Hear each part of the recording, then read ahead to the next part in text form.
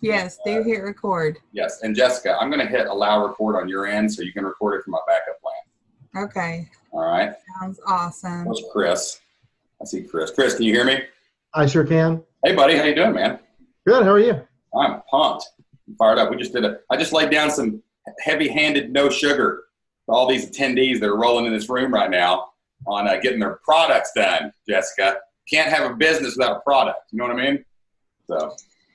Yeah, I understand that. All right. So let me pull up the Facebook group real quick. And I have the post up with all the questions so I can throw the softballs with you. Did you get in there? Did you see that Facebook group? Mm-hmm. Let me pull that up too. All right. So the first thing I'm going to do is tell everybody about how, and this will be recorded. It'll be in the room if you miss this later. You're watching later. I want to tell you guys how I met Jessica. Okay. So literally, Jocelyn and I, a few years ago, were driving to Atlanta, Georgia for some reason. Okay. I don't know why we were driving to Atlanta, Georgia. And we were in a chat room at a John Lee Dumas webinar. And what we were doing is we were deconstructing the webinar just to kind of learn what he was doing, kind of, watch the magician's hands a little bit, see how he was pitching stuff. Okay. And we started, and of course, at the beginning of every webinar, what happens? Hey, where's everybody from? So I actually put in there, we're from Kentucky. And then someone else types in the chat, we're from Tennessee. And we said, we're from Southeast Kentucky. And they said, we're from Knoxville. And we figured out we were like an hour away from each other. So anyway, so it was kind of cool that there was somebody close by. Well, a few weeks later, Jocelyn was like, man, we have got to hire a bookkeeper. We've got to have an accountant. We are losing too much money to Uncle Sam, and we got to figure this out. But man, we really want an accountant that only does like online businesses, that really focuses on that, because we'd go down to the old guy on the street and he'd be like, I don't know what Infusionsoft is. What is this digital marketing? What do you mean you're selling videos? What's one-on-one coaching? I don't understand this. I understand hammers. You selling hammers? You selling insurance? What are you selling? And so we started looking for people between Knoxville and Lexington and local for accountants. Well, we find the bottom line in Knoxville, Tennessee. We reach out to Jessica and we realized it was the same people we were talking to on the webinar just a few weeks before that, and it's been heaven ever since, Jessica. We've been yes, actually, friendship made in heaven online. See, that is a divine appointment. I'm sure, like, your community feels the same way. Okay, all right. So what we're going to do is, I think you guys have some tips for them first, right, Jessica? Yeah, we have a couple of things we're going to talk about. Okay, I'm going to just follow your lead. Okay. Okay, that's fine. And I think Chris and I, too, I want to make sure I introduce Chris and myself and let Chris have an opportunity to share his expertise. He is an amazing tax professional, 100. And he's also pretty funny, too. So we love Chris. It's a new partnership that started back in 2018. This is actually Chris's first time on a Q&A live with the community. Right, Chris? Everybody say hi, Chris. In the chat. Hi, Chris. Welcome. No nervous. This is my 8th video I've ever done, Chris. So just watch and learn, man. Watch and learn. Thanks for oversetting the expectations there, Jess. Yeah, man. I set a high bar, Chris. No doubt. Yeah. So I'll just introduce us. I've got the questions that were in the Facebook group. Those are great questions. I do have just a couple of things just right off the top to set the foundation for a few things around finance and tax, and just go from there. Does that sound good, Shane? That sounds good. Yep. I'm gonna kind of man the chat room a little bit too while you're doing that. Okay. Yeah. And so thanks for having us, Shane. Thanks for welcoming us into the community for the Flip Your Life Live attendees. I'm excited about this second event for Flip Lifestyle that's happening in September, and it's so cool that you've got them all together in a Facebook group and they're getting a chance to know each other before the event. So it should be a rocking good time. My name is Jessica Stafford.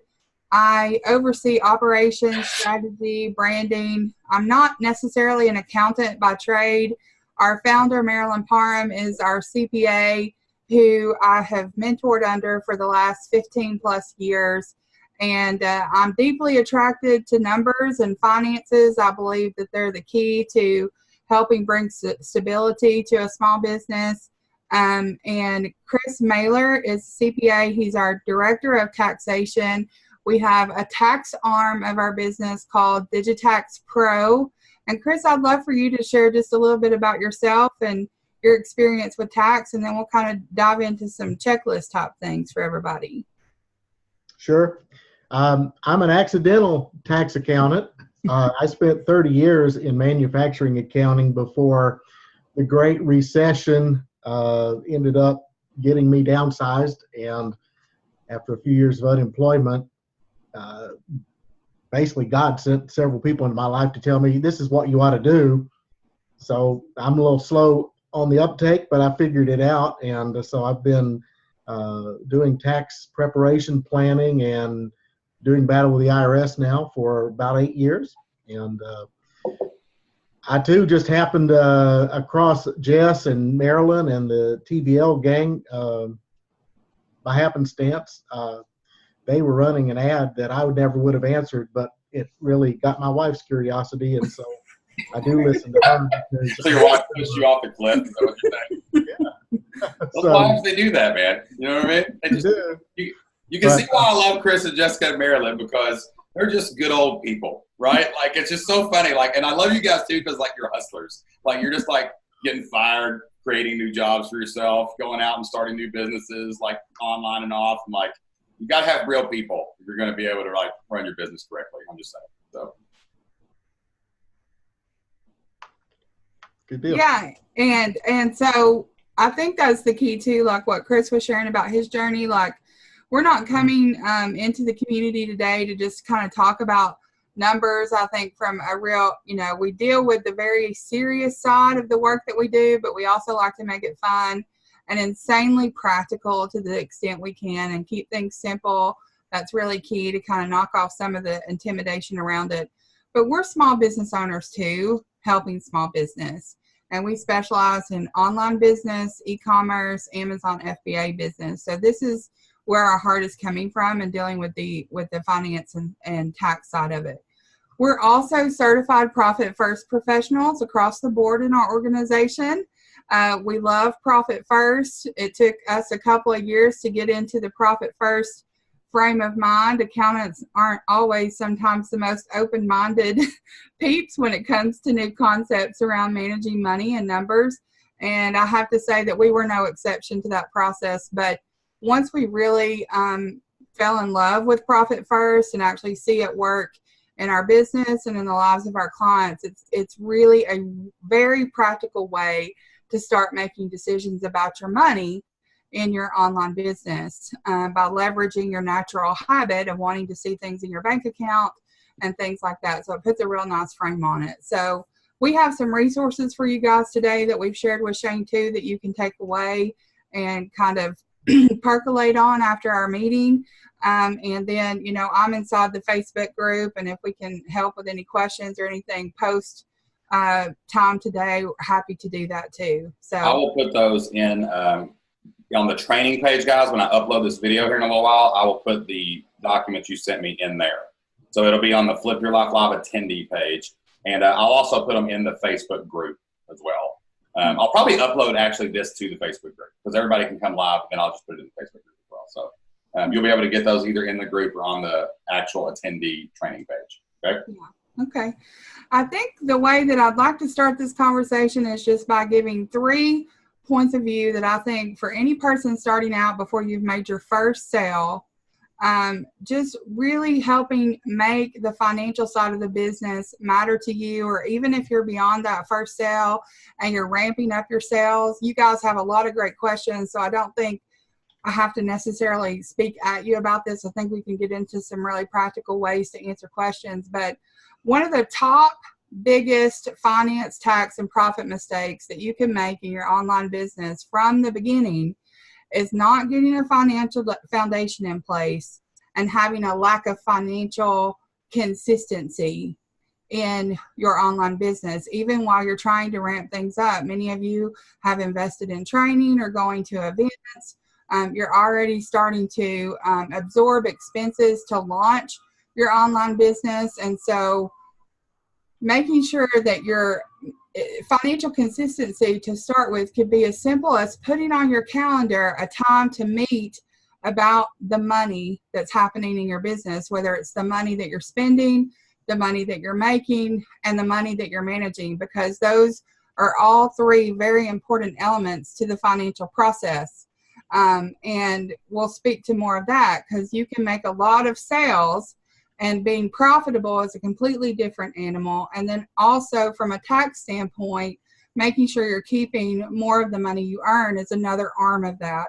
But financial consistency is the key to pulling that off. It could start out like 30 minutes every 2 weeks on a Monday, a meeting with yourself to just review your numbers, whether it's reviewing a spreadsheet or an accounting software, or taking time to look at your bank account and assessing how much money have I spent, where have I spent it, how much money have I made.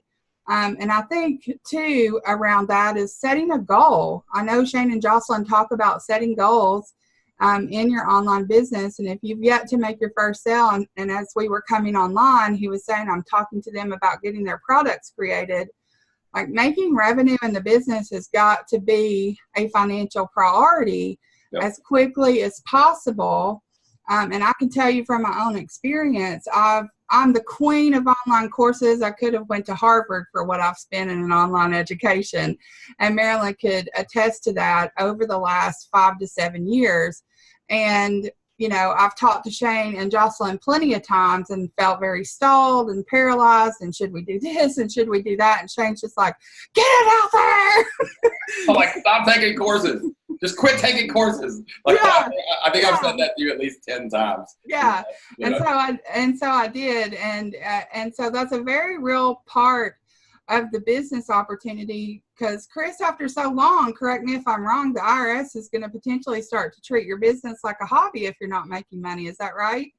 Well, that's one of about 15 criteria, but that's certainly their first and biggest. It's to kind of keep that money-making process online. And one thing that I learned that I wish I'd listened to Shane about when we sat at Marilyn's kitchen table is what you get out there in the first iteration, it's going to change. Yep. So making sure, you know, he talks a lot about done is better than perfect. That's so true. The online world is fast. It moves fast. It changes just as fast. It's like Amazon. Something's always going on. And so things will start to shift, you know, as you continue to grow and your reach gets expanded. But getting that out there makes it a really big deal. And, you know, when we've started working with clients in the early stage of their business, sometimes getting to that point of sale is one of the most critical pieces in the early days, especially if you're already starting to accumulate. Hey, Jessica. Yeah. I'd like to chime in there. Like, also, too, like, you know, you hear people say all the time, I've got a 6-figure business. Or you hear people say, I did a 5-figure launch. They're just talking about sales. Like, I've coached a lot of these people who do a 6-figure, they'll do a 6-figure business. They'll make $100,000, but they spend $120 to make it. That is not a business, right? That is not sustainable. That's not going to work. And that's why we talk a lot about profit first, is because you want to be profitable. If you spend $500, you want to make $1,000, right? Like, then, you know, if you can spend $1,000, you make more. And this consistency thing, I have checked numbers every Thursday for probably 4 years. Even back when we weren't making a ton of money, we would add it up because I needed to know, wow, I spent $300 this week and didn't make a dime. I need to go make more money. So, like, and that built a habit, though, that still continues to this day. I check it on Thursday. If there's a problem, I can do something about it on Friday, right? Like before the next week. And it's just every week, I got my mind on my money. I got my money on my mind. And like Scrooge McDuck, maybe jumping in the money bin. Let's count the coins, right? So, like, it really is important to pay attention to your money, because if you don't pay attention to your money, someone else will, and it will be gone, right? So pay attention to your money with that first tip about being consistent with your money. Even if you're not profitable and it hurts, ooh, another 300 didn't make anything. Well, there's a tipping point. You just got to get there. So yeah, and I think that's the key. Like, accepting yourself as you go, where you are. Beginnings are exciting, but they're also incredibly hard because you're it's awkward. You don't know what you're doing necessarily, or you might feel frustrated or overwhelmed by it. And so just doing what you can to develop a system or a process that you'll actually do is the key to making things consistent. And I'm the queen of complicating things, and you have to learn how to uncomplicate things. And so being very intentional to keep it simple is also. So just make it as a starting goal. If you don't have one yet, money meeting on Mondays or finance Fridays, 30 minutes every 2 weeks. And then, profit first is a good way to make a frame around that and knowing your numbers as well, which we'll kind of get into. I'd like to expand and let Chris have an opportunity to expand what he was talking about, because I see some questions in the chat that says, what does that imply, hobby versus business if not making money? And then another person said, what constitutes making money? Well, the first part of that I'll answer really quickly, and then I'm going to pass it over to Chris about the hobby versus an actual business in the eyes of the IRS. What constitutes making money is actually generating a sale that you didn't pay, that you didn't pay for. It didn't come out of your pocket. So whether it's a consulting service or a digital product or a $7 ebook or a $47 discovery call, whatever way that you've generated money in the business, that is how you're making money. And then, Chris, can you talk just a little bit more about, in the eyes of the IRS, hobby versus business, just to kind of expand that? Sure. The IRS is going to be looking first that you make a profit every 2 out of, I think it's 5 years or so. And if you're not, then you may well get a letter from them saying that they've declared you a hobby. Well, that's not necessarily the end of the world, because there are a lot of other factors, and we've beaten the IRS on these other factors because their own code and literature state these things. Number one, to me, is, are you acting in a business-like manner? I have a client who loves horses, so she bought a share of an Egyptian Arabian horse in a stable in Texas, and she goes to see it once a year. And they made money once in 8 years when they finally sold it to some sheik from Araby. But it was obviously a hobby, because it's just because she loved horses. There was no way she was ever gonna really make money from that. So she lost. But then I had another client that, she diligently worked in terms of networking to build a local client base and connections. She narrowed her losses year over year, so that 1 year, she lost 20,000, but the next year 17, and then 12.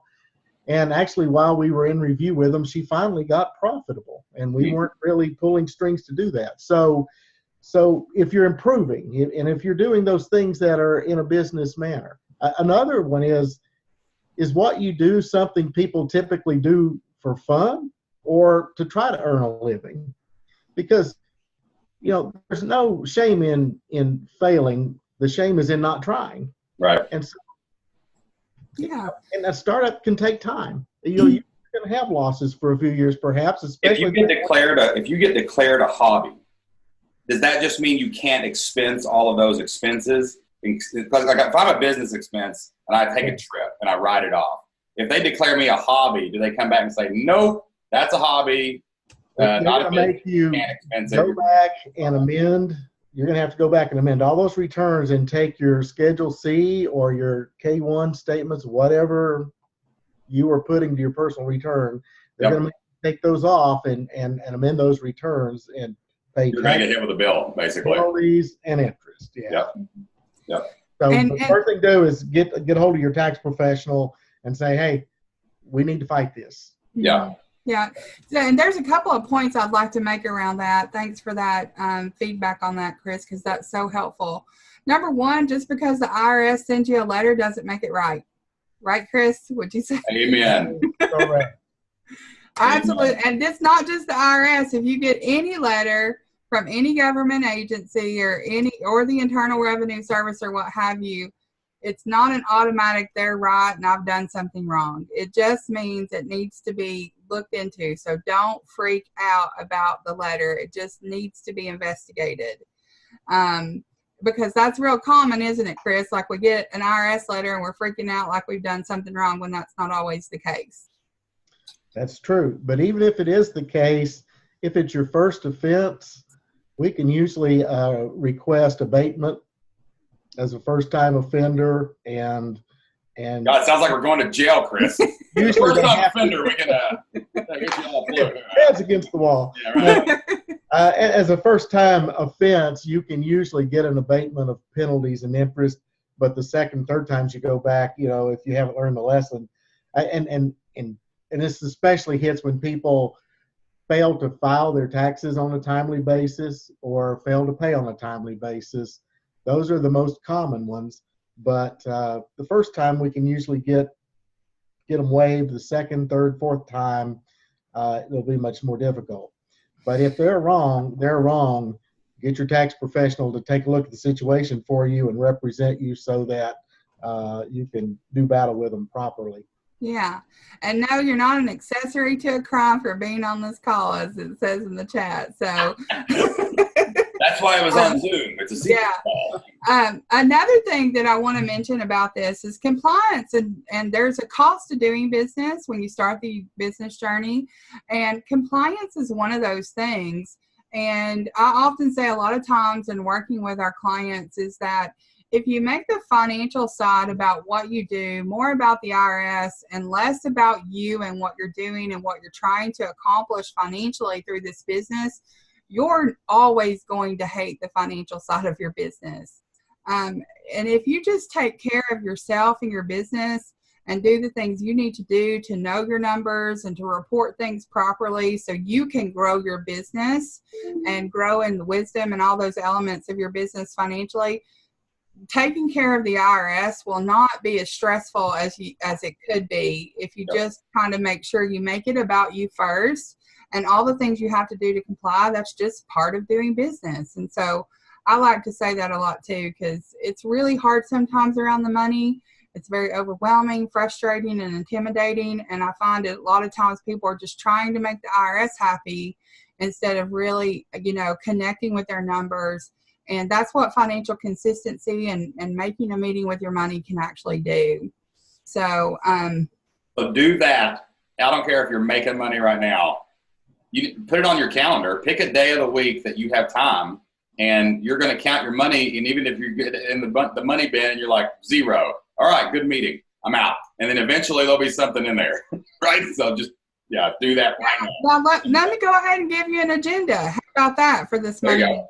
Okay, and this kind of ties into Profit First and the 5 most important numbers you need to know in your business at any given time. Now, how you get there, there's lots of ways to get there.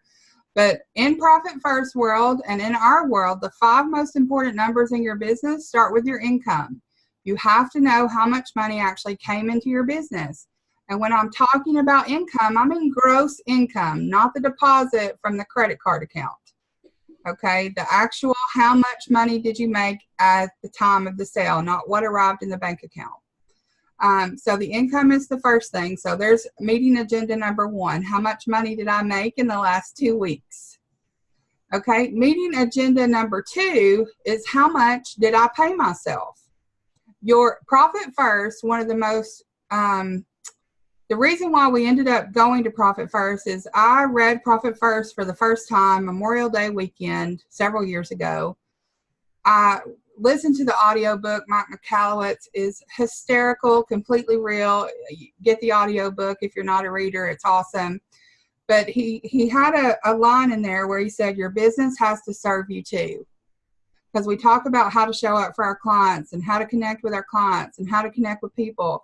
But he said, your business has to show up for you too, and your business has to be served by you too. And at that point, that summer, I was working 100 hours a week in our business. And so it just connected with me like pay and play and profit has to be part of the conversation, and your money when you're launching your online business. We feel deeply passionate about this for sure. And so how much did you actually pay yourself for a business that is $0 to $250,000 in real revenue, which most online businesses, your gross sales are your real revenue? Then that means 50% of what you make should be coming to you in the form of pay as an owner. The next part is how much profit. Well, if you've got to put profit before expenses. So how much profit did I actually make? And it might seem counterintuitive, like why wouldn't I go straight to expenses first? But that's kind of the point. That's kind of the idea. Sales minus profit equals expenses. So in a business that's $0 to $250,000 in real revenue, 5% of that should be allocated as profit. And when you're starting out, that's the best time to do it before the sale even gets here, because you can just decide at that point how it's going to walk and talk. And then the next thing is tax. You got to prepare for taxes. We are not high-risk tax accountants. If you were to work with us and you wanted to be super aggressive with taxes, we like to, and Chris can speak to this more, but there are some tax accountants out there that are very high risk that'll go to the edge of the ledge with you. I wouldn't consider us one of those. Would you, Chris? Yeah. No. Yeah. Our job is to keep you paying as little taxes as possible legally, because Keyword. I got kids at home. I can't support them from jail. Yeah. I actually call my tax. I have a tax account where I put my tax money in every Thursday, and I jokingly on my spreadsheet call it my get out of jail free money. Yeah. Because as long as that is always what I owe, then they can't put me in jail for having a business and not paying my taxes. So. Yeah. And so that's really the key too. And hey Jessica, can I ask you a question? Yeah. Okay, so did you just say, okay, so like you said, how much did I pay myself? That's like salary. How much did I pay which is the owner's pay, which as a goal should be 50% of your real revenue. Okay. And I saw, what do you consider the difference in profit and that? Like most people think profit is how much I get to keep, right? Mm-hmm. Like that's my salary, that's my money, that's all the profit I made on my business. It's mine, right? Like we're talking about two different things here when we say the word profit and how much you pay yourself, right? Yeah, absolutely. So pay is to help make sure that the needs in your life are taken care of, the upgrades in your life come, and the dream life happens, okay? So that's where pay shows up, to help you pay your bills. And, you know, a lot of times when you're starting out, it's a huge mix of business and personal, but getting in the journey and making pay be the pay, and then profit. The profit is where all the power, in my opinion, lies, because we're flipping the script where it's like profit's what's left over after everything's paid. There was someone that put in the chat, these percentages are tough to do when you're barely covering expenses. And no joke, no lie, no sugar, being an online business owner and managing the money, it can be incredibly difficult, especially if you're not bent towards these types of things, okay? So we just have to start somewhere, and Mike even addresses that in the book, that maybe you can't start paying yourself 50% of what you sell, but you could start with 1%. That's right. Okay. And work toward it. And a year from now, you might get there. You know? Right. Little tiny goals, tiny wins that add up. But let me talk about the profit account for just a minute, because Shane and I actually in Maryland, we kind of went around in some circles about profit account from time to time, because he likes to like play with his profit accounts and his numbers and all this. Like he's very engaged in his numbers, which is incredible. And he's like, can't I just put my pay and profit account together? Like it's all mine. And I was like, Shay. But I've been doing it for 3 years. Sorry, brother. I put you on Front Street there. You can do this. I've been doing it for 3 years. Yeah, but now he kept it. But here's where the conversation comes in and why I love it so much is profit is how you eradicate debt in your business. Like if you have debt in your business because that's one of the ways you've chosen to build your business, when that profit builds up and it's distributed quarterly, that's how you pay down debt faster.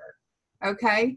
And then when there's no debt, and even when there is debt, part of what you have to build into your business is play, okay? And so that profit distributed quarterly, that's where all those peak experiences in your business and your life can start to happen. All that impact, all those dreams, retirement, vacations, vacation homes, sending my kids to college, whatever the case may be, the profit is going to fuel all of that. Now, in the beginning, you might get to the end of your quarter when you're first starting out, or if you have debt, you're trying to rehab the financial side of your business. Play might be, I'm going to take an hour with my kids and go buy us all ice cream cones. And that's what the profit account paid for that quarter. You know, it doesn't, you know, Marilyn talks about this all the time. It doesn't matter what the number is. What matters is that you actually did it. It's behavior. It's just behavior. Yeah.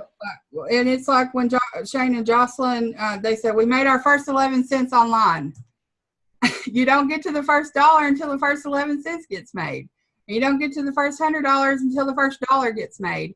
And the same happens with profit and pay. If you pay yourself $1, pay it to yourself. If you profit $1, pay it to yourself. It's not about the amount. It's about the intent and the consistency of doing it. So basically, if you got $100, like let's say that someone made $100, right? Mm-hmm. And let's say they had worked their way up to, I'm going to keep $35. They're not quite to 50% of it, but they're at 35. 35%, yeah. 35%, right. So maybe profit could be, I'm just picking, I know the actual number. 1%. Yeah, 10 or 20%, like it'd be $20, right? That'd be a profit. That'd be extra money, right? But then you've got taxes, which might be $15. 15% for tax. And then you've got like $30 left. That's actually the budget for your business. That's the operating expense plate. That's your operating expense right there. You've set a budget and you're like, oh, I need a new plug-in. Sorry, that would make it $35. You're going to have to pull that from profit or somewhere else because you're setting a budget for yourself and your expenses. Most people we see, they'll go out and just buy everything and they end up with $1,000 a month expenses and they're not making any money and then they're frustrated 12 months later when really what they should have done was do it as cheap as possible and start building these numbers stacking. As your budget grows, you get new things. And, you know, when you're trying to launch your business and you're trying to get some, you know, skills under your belt, experiments can be expensive, but experiments can be incredibly liberating and they're absolutely necessary. Chris talked about kind of the failure aspect. It's going to happen. We have to fall forward to not sound cliche. But, you know, depending on your tolerance for risk and how much you want to invest in the beginning, say, I've got $500 or I've got $100 or I've got $50. I've got $100 and 10 hours a week that I can invest towards my online business and I need to spend every dime wisely. And guys, I'm going to be very vulnerable right now. That's not always been my story and my relationship with money. I mean, I have technically been a train wreck when it comes to money, and it has been hard work over many years. I can make money, I can invite money in, and I can generate sales inside of our business. But Chris and Marilyn and some other people on our leadership, they're much better at managing it and saving it because I can spend every dime of it.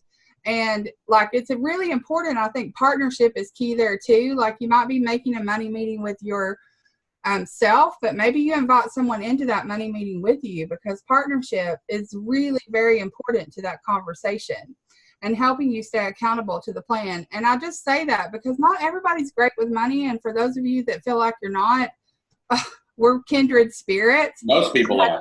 Most people are terrible with it. I mean, I've had to learn. And so it's really hard to say that, you know, especially since we have a financial business, but we have to embrace truth and dream big without shame or blame.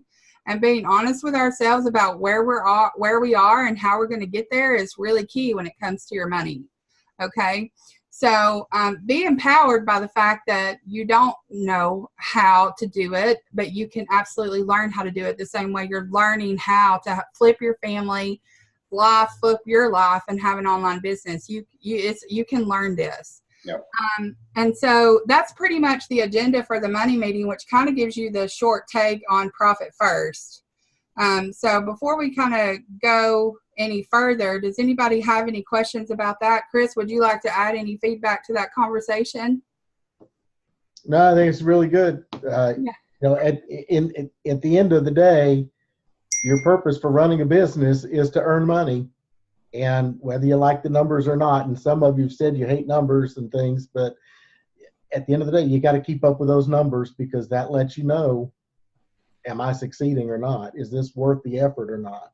Yeah, absolutely.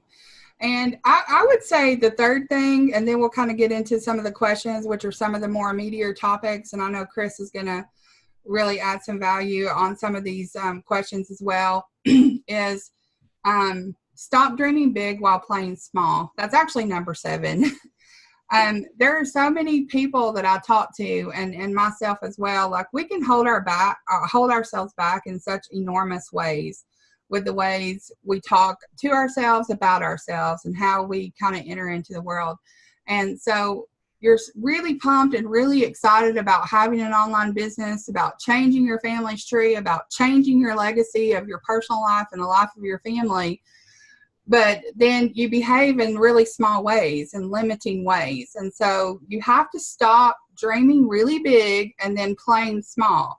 Your big dreams have to follow action. And those actions, they can be really tiny wins, but they will move you forward. And in the PDF that we give you, there's like these areas that you can really, evaluate. Am I playing small here, or am I actually matching how I behave with what I want? Because there's an energy to money. Keeping it, managing it, dealing with it, talking about it. There's a real energy to that. It's the same way when you're creating content, when you're active and engaging on social media, when you're being part of a community here. There's an energy. It's very real. And so respecting that is going to be key to kind of moving those things forward. And so this is why we talk about the numbers, we talk about finance, we talk about tax, we talk about profit planning, but you're a whole person with lots of feelings, emotions, goals, dreams, all that kind of jazz. And so we have to talk about money in the sense of the whole person. And that's what we're trying to do here today. And I hope you take that away first and foremost, that there's no reason to be afraid. I promise you, you can absolutely do this. Yep. And another thing we always say too is take so much action that you make so much money that you can mess it up worse and it won't matter. Josh and I talk about that all the time. Like, if we, like, when we get, like, we always look back, like when we were really tight on money in our budgets and things like that. And the problem was there was no room for error. So everything was magnified and stressed, and it just, but sooner or later, you're going to build enough margin between you and what you're spending if you're disciplined enough to where it's like, oh, well, I'll take a great example of this. So me and a buddy went to New York 2 weeks ago, right? Well, he put both the rooms on his card, right? So we stayed at the New York Palace. It's like a 5-star hotel in the middle of Manhattan, okay? It wasn't cheap. It was like $1,500 for like 4 nights, okay? So we went to WrestleMania. That's what we did. And we went to WrestleMania, we stayed at this place. Well, he put this on his card, but when we got there, they couldn't find our confirmation number. So they were like, okay, something's wrong. They went and they figured out, and they said, okay, let's just put you in 2 rooms. You got your rooms. We know you have a confirmation number, and we'll sort this out on the backside. So I gave him my card for incidentals, and he gave, and this is totally irresponsible. You're going to see it totally, I'm about to tell you the most irresponsible thing I've done in a while. All right, so then he gave his card. Well, I didn't think anything of it. He sent me an invoice on PayPal. I was going to send him the money, right, for the rooms because he put all of it on his card. He calls me last night and he goes, hey, man, you sent me that invoice yet? And I'm like, no, not yet, man. What, you want me to do it right now? And he goes, no, don't do it yet. I think they double charged us. Check your card and see if they charged you for the room because we had already paid for it on his other card. Now, I use, Joss and I are like points ninjas. Like, we love points. Like, we fly everywhere for free. Everything in our life goes on a card, and I pay it off every 7 days. I have not ever rolled over a credit card balance in like 4 or 5 years, okay? Every Thursday, I go in, do profit first. We pay off whatever we spent last week. Bam, free flight to Disney, whatever, okay? We're getting all these points built up. Well, I paid it off last week, and I usually reconcile it like once a month, go through and see what we spent. I didn't even realize it. I just paid a $2,000 bill that I shouldn't have even paid because they charged my card, and I really was supposed to send it to him, so they double billed us. So he got charged for like 2 rooms, and I got charged for an extra room, so he had to go get his money back. But what I'm telling you this is because if I had accidentally charged $2,000 worth of stuff 7 years ago, I'd have had an aneurysm, a heart attack. I'd have threw up. I'd have tried to figure out where the money was coming from. I didn't know where it was. I would be crying because I didn't have enough money to buy groceries the next week, right? But we have worked so hard and so prolifically and so consistently now for 7 years, I didn't even notice that $2,000 payment, right? And that seems like a weird thing to say, but like if you work hard enough at this and you build a business that's big enough, you have so much margin for error, even in your taxes and stuff. Like we just figured out when I met with Jessica a few weeks ago, we had overpaid in taxes for the last couple of years. So we're getting a lot of that back because we've been With overpaying. Maryland. You met with Maryland. Met with Maryland. So we're overpaying, right? So like the point is not that I can spend $2,000. The point is get margin in your life. The stress doesn't come from the fact that you don't know what you're doing or you're not good enough. It comes from the fact that you're playing on thin ice and you are stressed out and it is freaking you out and you're so afraid of your mistakes because you've got no margin. And that's really how you build your life through money is you build margin and you keep pushing the margin farther away and farther away to where it doesn't matter anymore. And you lift your floor so high that you can fall down. Your floor becomes everybody else's ceiling. Like that's the real goal. It's not the mountaintop, guys. It's lifting the place where you can go and your security to a point that's so good you can make mistakes and you go, and you move on and you fix them. Right now, mistakes are like, oh no, what have I done? You know, then eventually they become, oh, dang it. And then they become, well. And then it's like, meh, let's move on. And like, that's what we're trying to do with all this money stuff. Money gives you the freedom. That's it. Like, that's the only thing that can build margin in your life. And the way our society works right now is money. Money's the root of all evil, but it also buys your groceries. Yeah. Okay, it's the love of money is what we're worried about. You got to go make money, or you're not going to ever have any peace in life. And please understand, you know, too, like it, and we're going to kind of dive into some questions. Like margin might be for you as an extra $10. Yep. In the bank account until it builds up. And you know, Shane would have caught it because he would have looked at his financials. He caught it at the end of the month, right? Exactly. Conversation. You know, so it's but in the moment I didn't have to worry about it. Yeah. And so those checks and balances as you go and grow, but that margin conversation is huge, you know, but until you decide to shine a light on it and intentionally go after that. Remember that 100 hours I told you about? I average 40 to 50 hours a week now. I hope to get less than 30. It did not happen overnight. It's took years. It's been very painful for me as a recovering workaholic. And things just have to slowly happen. So margin might be $1 to $10 for you today, and it'll be more for you tomorrow. So let that story really inspire you. And Marilyn always says sales cure all. That's kind of how she, you know, and what he was kind of going after there. Sales do cure all. You have to make generating sales in your business a priority and doing what you need to do to get there. What I would love to do now is a really big question. I saw it on the chat. I saw it in the Facebook group, is talking about business entities. Yeah. I was getting ready to respond to that one, so I'll just back out of it. And those are, and Chris is going to be the one that hosts a big part of this conversation. And really when a lot of people are starting out, the question often becomes, should I get an LLC or not? And I can tell you where my frame and it comes from around this question to try to keep it simple. And the way that I try to describe it is you can't figure out if you need an LLC by just being in community on Facebook with your friends. It's a very important decision that you're making. You could go too soon. You could set up the wrong kind. It could cost you a lot more money. The main thing is you're no less legit as a self-employed business owner being sole proprietor than if you have a single member LLC. Because it seems to be like people think, well, I have an LLC now, so I'm straight legit. No, you're straight legit when you decide to show up for yourself and get into business for yourself. That's when you're straight legit. Too legit to quit. Okay.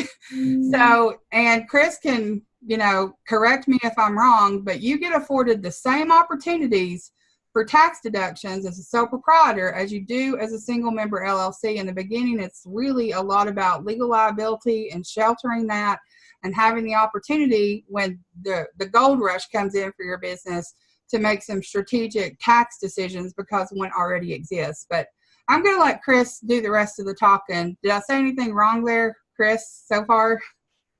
I don't think so. Okay, good. But let's go through it here. First of all, starting out, a Schedule C is fine unless you're in business with someone else. If you have a partner, you really need to be an LLC, and then that LLC is going to require its own return since there's two or more partners. But anytime you have a partner, you need an operating agreement to govern how things are done, how decisions are made, how profits and expenses are shared, how it's capitalized, the whole bit, because the best of friends can, get a little cockeyed with each other over money, and it's best to nip that in the bud. We have a saying: the only ships we've ever known to always sink are partnerships. And they do so often. Just a joke. My partner. But so if it's just you're flying solo, and you don't have a lot of product risk, then maybe sole prop serves you just fine, and you don't need to go to the extra expense of setting up an LLC. And in states like Tennessee, down here in Hillbillyville, if you have an LLC versus a sole prop, you get to pay franchise excise taxes to the state. And even though we can minimize those in some ways, it's extra cost that you don't need. If you've got a product that carries a modicum of risk to it, you're selling gunpowder, you might want to consider the LLC to give yourself some legal protections. And at that point, I'm required by law to tell you I'm not a lawyer, I do not practice law, and therefore I would have to advise you to talk to a lawyer about the legal aspects of that. But the other thing to consider, as you get profitable and your profitability starts growing, those margins start spreading and things are going well, is can I minimize that horrible thing on my income tax return called self-employment tax? Because I've got income taxes, I cannot escape those once I'm profitable. But this self-employment tax is 15.3% of earnings on top of my income tax to pay for FICA and Medicare. And the answer is yes, an S Corp can help do that. It can help whack that number in half. And the whole reason for having an S corporation is to reduce self-employment taxes. So when you get to that point, that's a good discussion to have with your tax accountant again, because basically a corporation, the Supreme Court's told us a corporation is its own living entity separate from the individual. And so your earnings out of a corporation are investment earnings, and therefore they're not earned income, they're unearned income, and they're not subject to self-employment taxes. In the LLC, your partnership income could be the same amount, but it is subject to it because it is considered earned income. So Chris, and if you have an LLC, you can actually file taxes as an S Corp, right? Is that correct? Yes. Yeah. I would always recommend starting, if you're going to get with your state and get an entity set up, start as an LLC, not a corporation, because the LLC can petition the IRS to be taxed as an S Corp. But if you're a corporation and you decided you didn't want to be one anymore, you got a little bit more disentanglement to go through to make that happen. And I want to stress to everybody who's just starting out, like, this is overwhelming. This is extremely overwhelming. Now, and me and Jocelyn, I think we were in business 5 years before we even got to that point where we started thinking about filing as an S Corp. Like, I don't remember the exact year, but like, this is all a process that we're talking about here. This is not necessarily what you should do today. It's just saying, like, Jessica started this conversation with, you should be having a money meeting with yourself every week. Most important thing you can do right now. Maybe a year from now, and then Chris said, hey, you're a sole proprietorship. It's no big deal. Just do that right now, right? It's cool. Have a bank account. And then maybe a year from now, you're like, man, I'm going to go down that LLC route. I'm going to do that, right?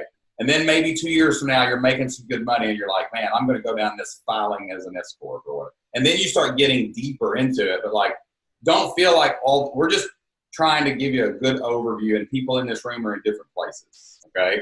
Because I see some wide eyes when I'm scrolling through this carousel at the top of my screen right now. Yeah. Okay? The main thing is, do you know how much money you're making and how much you're keeping? And then we try to keep more of it. That's the goal. So. Hey, especially, I want to answer this question Tanya just put up. If you have liability tax, do you also need an LLC for protection? Well, the liability insurance can cover you to a point, but if something really catastrophic happened, someone who got hurt, for example, with a product that you sold, their lawyers could come after without the LLC protection. If you're just a sole prop, a sole proprietorship and you, in the eyes of the law, are the same entity, so they could come after everything your family owns. Yep. LLC protection, it puts up a firewall. As long as you maintain it properly, do the right things, keep separate business accounts, don't intermingle business and personal, that firewall stays in place, and they could come after any of the assets in the LLC, but they can't come after your personal assets. And the general rule there is, if you respect it, the government will. If you're pulling money out of your operating expenses account to pay for your movie tickets and restaurant fees, then you are not respecting it, so the government won't either. It's like, business is business, personal is personal. Don't let them intermingle, right? Even if you need it.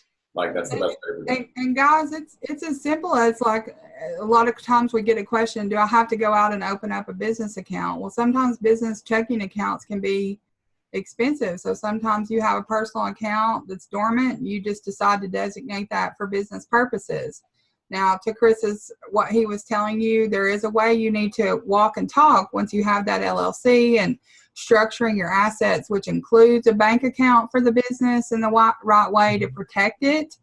But letting those things paralyze you to the point that you don't move is not the answer either. So keeping it simple and kind of, with more money, there really is more problems, and you can figure them out. So, you can figure them out. And so just keeping the process simple until you kind of are ready for the next thing. I know a lot of times, and I'm giving this just kind of as a flat line, Marilyn and I have shared a lot, that LLC to an S Corp conversation, when you start to have about $30,000 to $50,000 in net income flow through to you personally, that might be the right time to start looking at an S Corp. It could be sooner, because I can't even begin to tell you what to do. And Chris can share this within a minute. No one person's tax situation is the same. It's really hard to be super general with tax. And that's why you hear accountants and ourselves disclaimering our conversations all the time. Because if you have investments and W-2 wages and children, and you're married or you're not married, or you have rental, like, there's so much that goes into what can happen to make the tax work the best way for you. Right, Chris? Absolutely. Yeah. And, just like I rely on Jess for technology in our companies, because that's not my strength, that's hers. And likewise, your strength is merchanting. It's not tax, it's not insurance, it's not these things. There are people who can do that for you, and your time's better spent growing your business, working your margins, expanding your product line, those things you're good at. And we all are best off not trying to be an amateur at everything. Sometimes we just don't need to be that at all, and go by the expertise. And if you're doing your books in the beginning, like, that's cool, but there does come a point where your bookkeeper or someone you're working with will always save you more money in taxes than you could ever possibly pay them, right? And, like, that's why it's really important. Even if you just go to someone local and whatever, like, if you do it right, they'll always save you money, all right? So if you're starting to make, like Jessica, if you're making, $5,000 a month, $3,000 a month, like, you can find something. This is not rocket science to go hire someone for X dollars to save you XX dollars, so don't be afraid that you're going to get someone that just knows more than you and they're going to take it. I mean, you can't be afraid to hire people for this kind of stuff, guys. That's true. But on those numbers, you can outsource the putting them together and keeping score for you, doing the bookkeeping, but you better know the numbers, and you better hold them accountable to make them tell you the story those numbers need to tell you, because that's your roadmap for your decisions you need to make next in your business. So they're still yours. Just because someone else puts them together for you, they're still yours, and you need to use them to your best advantage. So that is a problem. A lot of people just throw this off, like, to the accountant, to their bookkeeper, and they don't pay attention. But, like, it's just more like consolidating it so you can pay attention, right? Like that's what the goal of you guys is, or anybody helping with anybody, is just to help us understand what we're seeing so that we can make better decisions. And Chris does make an excellent point. And that's one of the reasons why in the early days you DIY your books typically. Well, how can I do that properly? And how can I do it efficiently? And how can I do it in a way that when I'm going from $500 a month in sales to, $5,000 to $20,000 to $100,000 a month in sales, I don't have to change everything in my life to accommodate that growth. Like, that's really important in the beginning as you're trying to figure things out, but don't disengage with your numbers. I mean, I know I can use an example of, how many times have you ran an ad, or if you go run an ad on Facebook and you're checking it 100 times a day, or you're on social media saying, how many likes did I get? And did that get engagement? Or you're checking your website stats, like how many people have visited our webpage and how many conversions do I have? At some point, what do we have to do as business owners to engage that intently with our money, which is the most personal thing and the whole reason why we're doing this in the first place. But, to kind of piggyback what Chris is saying, you have to stand up to all the agencies, yourself, and the government about what's on all these reports. And so if you don't know it, they don't accept ignorance as a reason. Yeah. And so you can outsource things and help people put things together for you, but you have to stay engaged. If you don't, that's the quickest way to go broke. Yeah, and that's all. And we have a meeting with Jessica and you guys. We have a meeting like every 3 months or something like that. And it's like, it's not just showing up so they can tell us what to do or tell us what happened. Like, I walk into that meeting usually with 10 to 12 weeks of me paying attention to. Mm-hmm. So like, I'm not doing everything, I'm not seeing everything, but like, I kind of know. Like, I almost always have more money in my tax account than I need, and I'm just checking. That's a checkpoint for me and my business to have someone come consult me and counsel me. And that's kind of what your money situation should always be. Not a, hey, Chris, what do I owe this year? Like, that's not what your help is for, basically. If you do that, you are going to lose track of it. You're not going to know what's going on. You're going to look down and not be able to pay the bills. So, well, you're always going to feel disappointed, too, because you've not managed the expectation as you went. One of the PDFs that we gave you guys about stop stressing and get the tax prep into a workflow, so to say, is a quality tax return happens one good month at a time. yes.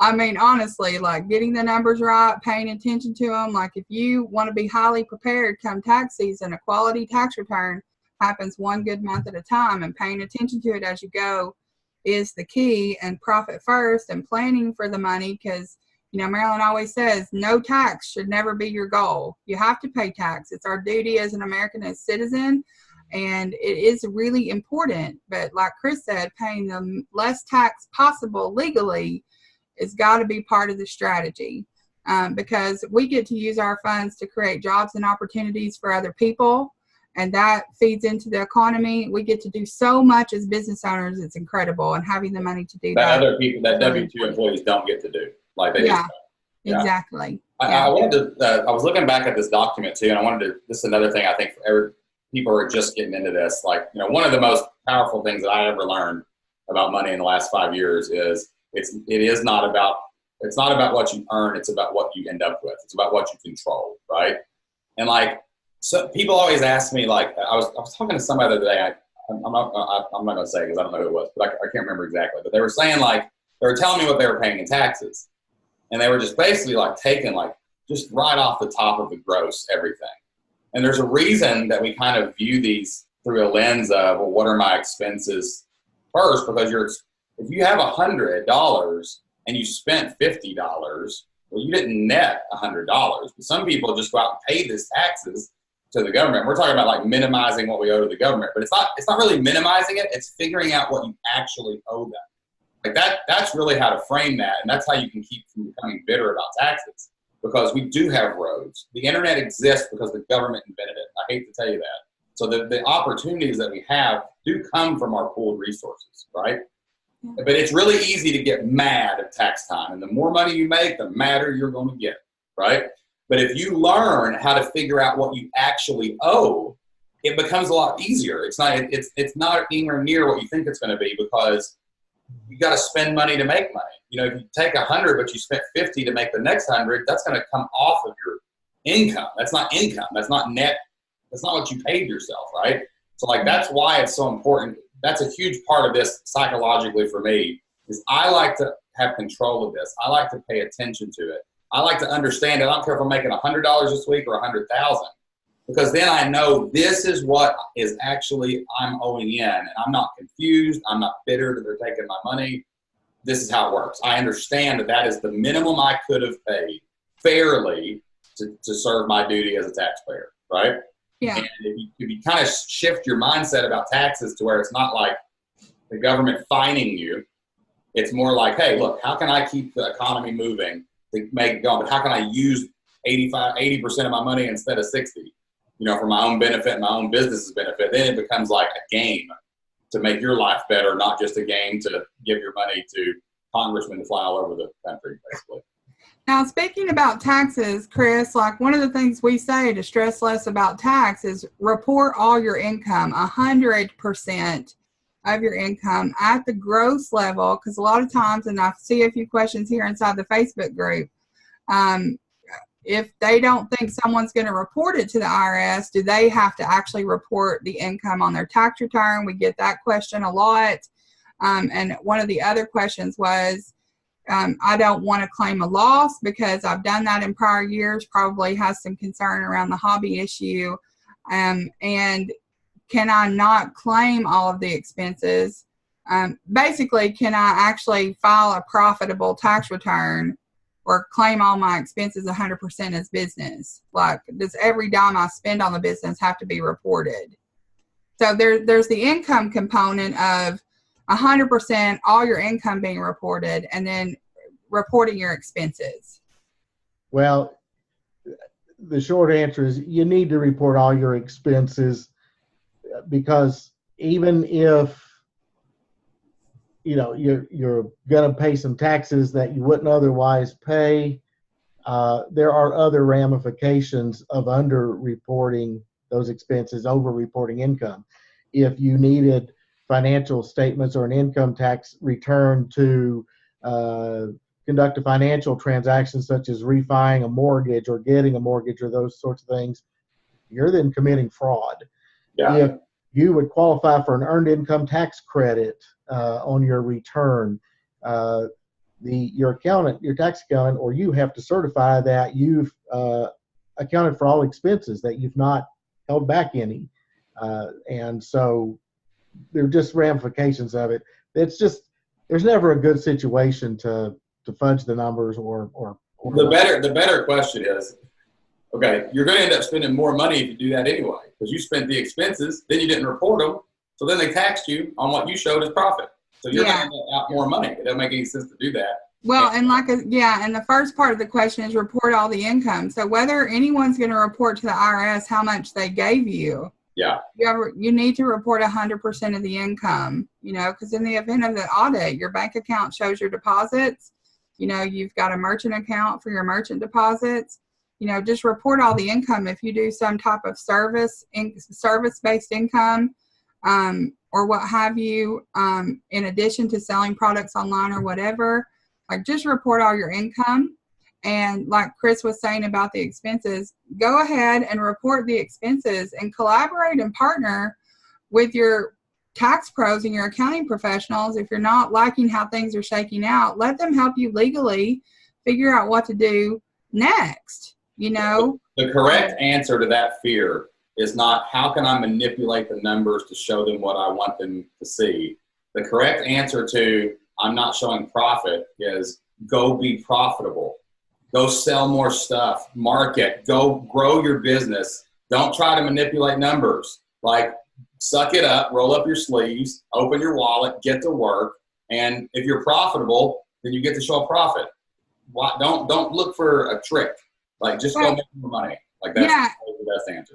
Yeah. And part of that too, speaking to what Chris said earlier as well, is if you do have concerns that you've went through the business for so long and it's not yet turned to profit, he spoke to that. Was there intent to have a viable business here? Mm-hmm. Did you pay out money in other ways? Are you showing improvement in certain areas? Or are you just basically having the same year over and over and over and calling it a business and things like that? So, you know, there are businesses that, you know, walk and talk all different kinds of ways. So if your concern is the IRS going to come back and say this is a hobby, then get into a conversation with your own tax pro about your own business and your own situation.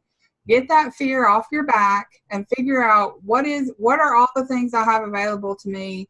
And if this does happen, how do we need to handle it? And do we have a good case to fight it? You know, try to take some worry off of you if it's been going on for a while or what have you. But, you know, the key is just to have a conversation, I think, sometimes with those types of questions. If you've got some things that are really weighing you down and you're curious, just have a one-on-one conversation about it. A lot of times with tax planning and strategy, just having the conversation can do so much. Don't you think, Chris? Yes. And if you are still determined to fudge the numbers, don't brag about it to your tax professional. You know, don't brag what you're doing, because loose lips sink ships. That's what he said. Loose lips. Yeah, well, we're under a lot of pressure from the IRS to do their dirty work these days in terms of compliance and police work. So, like if the earned income tax credit numbers were bogus and they got an EITC that I prepared and filed, I'm subject to $1,000 penalty per child, per incident, per year. And I can also get a year of jail for it if the agent who's after me doesn't like me. Mm-hmm. And if I were wearing like a UK hat, they probably wouldn't. Yeah. So. Chris, don't bring sports into this. I've behaved for over an hour. I'm sorry. Yeah, there you go. So just to kind of speak really quickly on some other questions you guys had. I know we addressed the LLC. We've talked about reporting the income. We've talked about profit first, keeping things simple. Somebody brought up an issue around sales tax, and we could really go down a rabbit hole around sales tax. And so we're not going to do that today, but I do feel led to say this about sales tax, because sales tax has been largely like just for e-commerce online professionals, and the times they are a-changing, and they're changing really quickly. So at some point, online business, those of us that sell digital products and they have no interaction with them, where your state's at, where you have nexus, there's physical nexus, economic nexus, all those things play into the sales tax conversation. And it is going to start going into the online business conversation. It's not just for the people selling on Amazon and on Shopify anymore. But we're just seeing the first crux of that.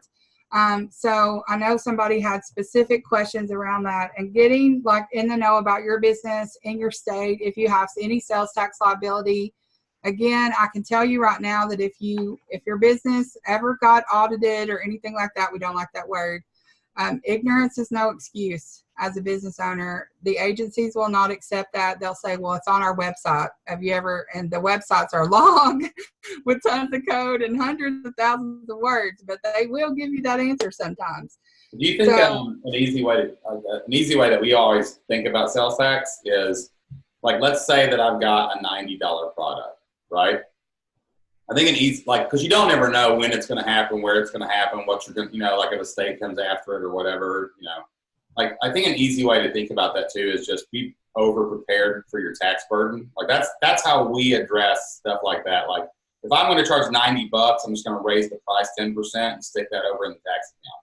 Because then, Kentucky has a 6% sales tax. Well, is it 10 or 9 down there in Tennessee? What is it? 9.25% where we are. 9.25. I think like Florida is like 11 or 13, and it's like over 10, whatever. But like if you're pretty much like most state sales taxes are around 10 or less, or probably.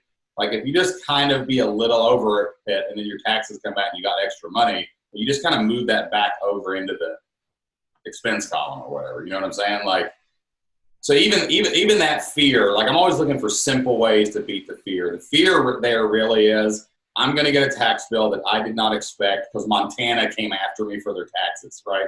And like, if you just like account for it, like, okay, well, I just need to charge 10% more and save that money. You can eliminate fears with these simple tricks, and you still get the money back if you don't know it. It's not like you're losing the money, right? So there's all kinds of little games that we play. Like we had because when we sold Elementary Librarians products, there was a physical book. So we got into this mess sometimes for sales tax and different taxes in different states. And like, we just were like, okay, well, let's just account for it in the price. Because you're going to pass the sales tax on to the consumer anyway. That's what they do. That's why you pay the tax on the milk, right? When you buy them, or not milk, like buy a product, milk doesn't tax food. Like something else, like a TV, right? You pay sales tax, and then they pass it on to the thing. So you just got to work that into your pricing and save it, and you'll be okay if it comes up. And I think this goes great into the next question, because someone asked, how do I find the right accountant for my business? What types of questions should I be asking? What types of things should I be looking for? I think my point behind that sales tax is everything that goes on in the business climate could potentially apply to you.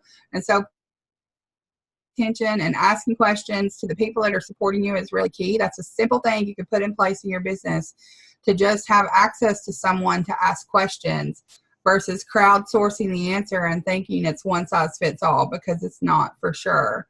And don't, again, even if it pertains to you, don't let it stop you from doing what you need to do. It's just another thing to figure out. And in terms of like how to find the right accountant or tax preparer for your business, tax professional, I think for online business, we've learned that we hear all the time, it's so great that I don't have to explain my business to you. Yeah. Okay, I think that's the number one thing if I were to offer it. Like, there's all kinds of tax professionals. There's all kinds of accountants. There's all kinds of bookkeepers. They have their own personalities. They have their own points of view. There's over 97,000 pages in the tax code. If I say this all the time, Chris, correct me if I'm wrong.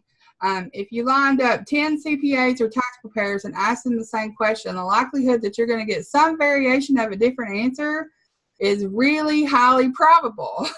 Because there's that much, like, I interpret it this way, or I see it this way, or the business is this way. The key is, do they know what you do, and are they excited about what you do, and are they engaged in what you're doing? Like themselves. Like, the reason why we tend to gravitate to this online community is because we're online ourselves. And so you don't have to tell us what merchant accounts are. You don't have to tell us what shopping accounts are. We're just as excited about your ebook as you are.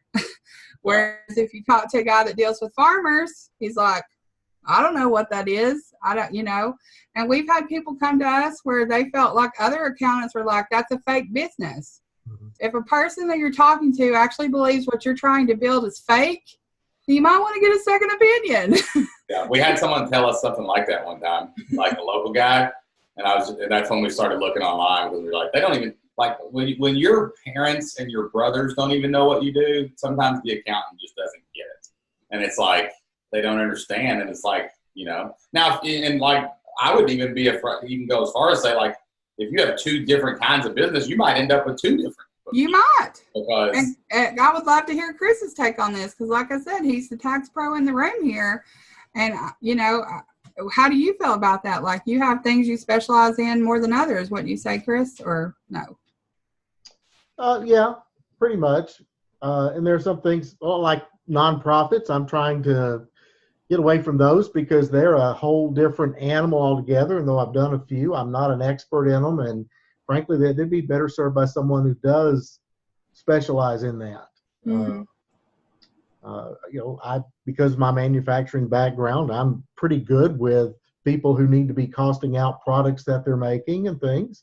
And I've had some e-commerce clients, so I've developed a expertise there that is being honed now with my affiliation with you guys. So, yeah, we do. We have our expertises, but there are some things that are fairly common and generic. But if you have a very specific type of business, it's great to find someone that's been exposed to it, knows what's going on, knows some of the particulars that go on in your business. Because, goodness gracious, beyond just the tax code, which is bad enough, just our whole body of law in this country with all our regulatory agencies and everything like that can affect you. If you're selling cosmetics, well, you've got FDA requirements you have to meet and stuff. I have a fella who sells motorcycle parts and rents out motorcycles to drive on a road up here called the Dragon near us, which has 313 curves in 11 miles.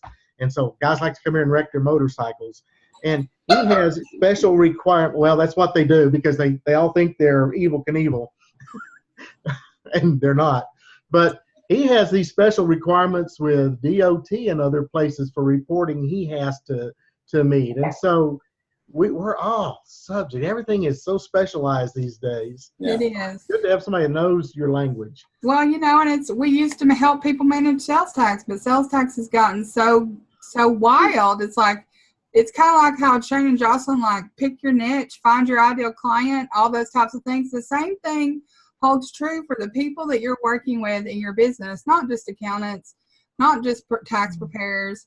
Do they understand you? And when you have a conversation with them, you get that they understand you. And, how do they take care of their clients? What is their customer service like? We like to respond to emails within 1 to 2 business days. During peak seasons, it might be 3 business days. I've heard plenty of horror stories where the tax accountant never emails the person back. So what is their customer service criteria? And, do they want to be in a relationship with you and teach you and serve you? There's a difference, in their styles.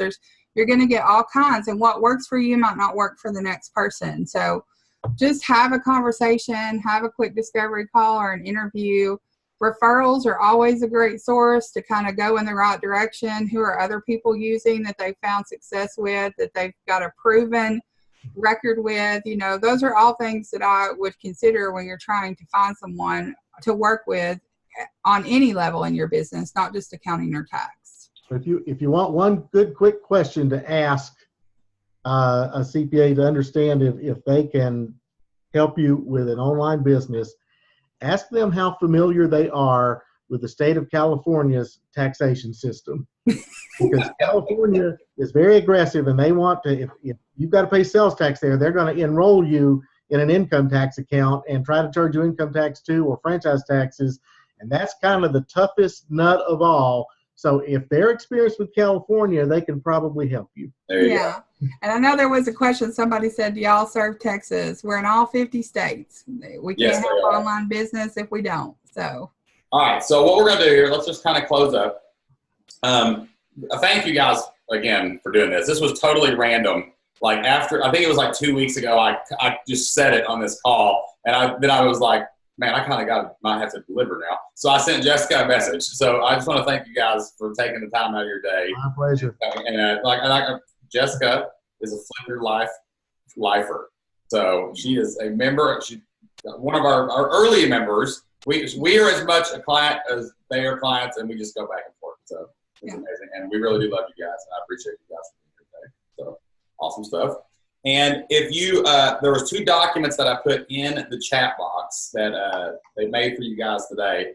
If you clicked on those, go ahead and download them. I am going to process this real quick and get it uploaded, and I will put it on the Flip Your Life training page, and I'll put those 2 documents under it just like I did a couple weeks ago with my graphs, okay? So we will have that. This video will be available if you want to go back and watch it again.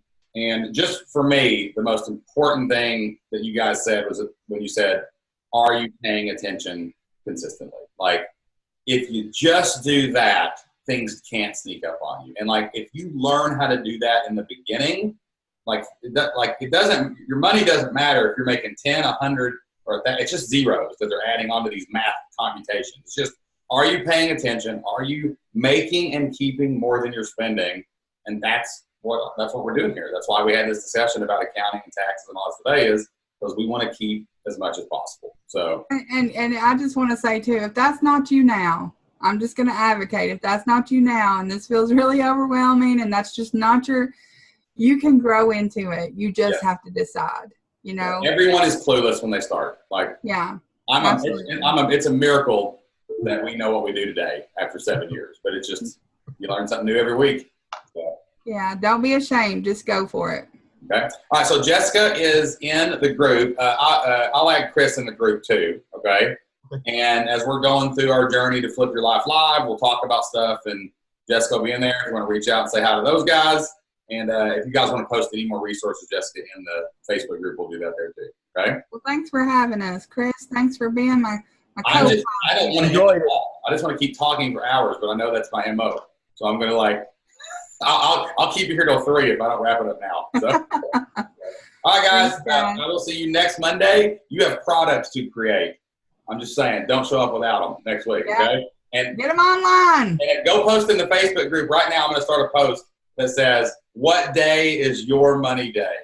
And you're going to declare a day of the week. You're going to find time every week to jump in your Scrooge McDuck money bin and back swim through your coins and figure out what you got, what you're spending, and we're going to pay attention to it from now until the event, until we go forward, okay? Sounds good. Next week. Bye. See ya. Bye.